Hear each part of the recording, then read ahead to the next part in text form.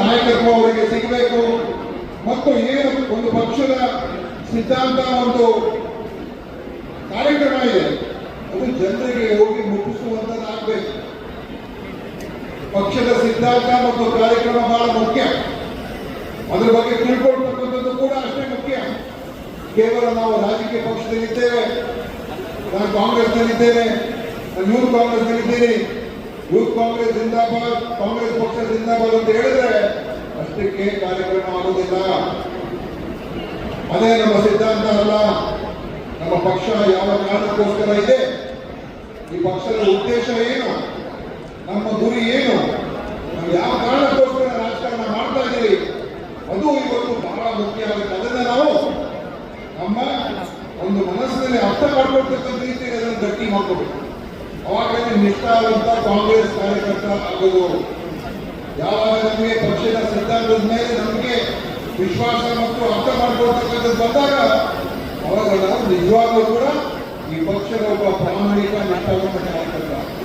ಯಾಕಂದ್ರೆ ನಮಗೆ ವಿಷಯ ಗೊತ್ತಿದ್ದೇನೆ, ನಾವು ಬೇರೆಯವ್ರಿಗೆ ಏನು ಹೇಳಕ್ಕಾಗೋದಿಲ್ಲ. ಇವತ್ತೆಲ್ಲೋ ಒಂದು ಕಡೆ ನಾವು ಆ ತಯಾರಿಕೆಯಲ್ಲಿ ಸ್ವಲ್ಪ ಹಿಂದೆ ಬಿದ್ದಿದ್ದೇವೆ. ನಮ್ಮ ಕಾರ್ಯಕರ್ತರಲ್ಲಿ ಈ ಕಾಂಗ್ರೆಸ್ ಪಕ್ಷ ಏನು, ನಮ್ಮ ನಿಲುವುಗಳೇನು, ಯಾವ ಕಾರಣಕ್ಕೋಸ್ಕರ ತೀರ್ಮಾನ ತಗೊಳ್ತಾ ಇದ್ದೀವಿ ಅದು ಸ್ಪಷ್ಟವಾಗಿ ನಮ್ಮ ಜನರಿಗೆ ಮುಟ್ಟಿಸೋದಕ್ಕೆ ಸಾಧ್ಯ ಆಗಲಿಲ್ಲ ಅಂತ ಕೂಡ ಅನಿಸುವಂತ ರೀತಿಯಲ್ಲಿದೆ. ನಾವು ಬಹಳಷ್ಟು ಮಾತಾಡ್ತೀವಿ, ಚುನಾವಣೆ ಮುಖ್ಯ, ಚುನಾವಣೆ ಗೆಲ್ಲಬೇಕು, ಅದ್ರ ಬಗ್ಗೆ ಎಲ್ಲ ಮಾತಿಲ್ಲ. ಯಾಕಂದ್ರೆ ಆ ಪವರ್ ಬಂದಾಗಲೇ ನಮ್ಮ ಉದ್ದೇಶಗಳೇನಿದೆ ಅದನ್ನ ಕಾರ್ಯಗತ ಮಾಡೋದಕ್ಕೆ ಸಾಧ್ಯ ಆಗುತ್ತೆ.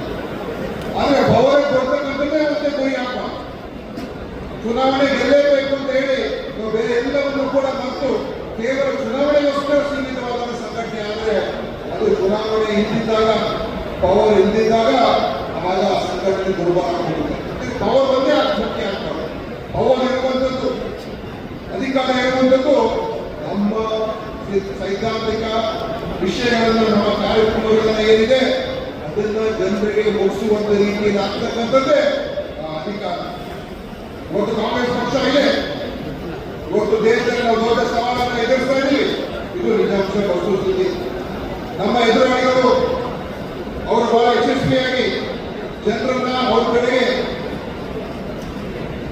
ಅವರ ಗಮನವನ್ನು ಸೆಳೆಯೋದಕ್ಕೆ ಸಾಧ್ಯ ಆಗಿದೆ.